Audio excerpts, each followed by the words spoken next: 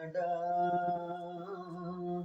ನುಡಿಯುವುದು ಕನ್ನಡ, ಹಳೆಗನ್ನಡ ಮಡುಗನ್ನಡ ಹೊಸಗನ್ನಡ.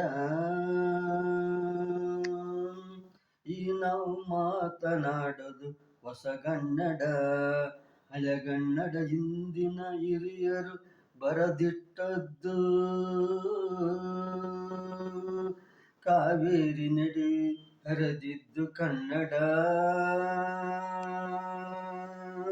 ಈ ಪುಣ್ಯದ ನೆಲದಲ್ಲಿ ಪುಣ್ಯಾತ್ಮರು ಹುಟ್ಟಿದ್ದು, ಪುಣ್ಯಕ್ಷೇತ್ರವಾಗಿದ್ದು ಕನ್ನಡ. ಕನ್ನಡ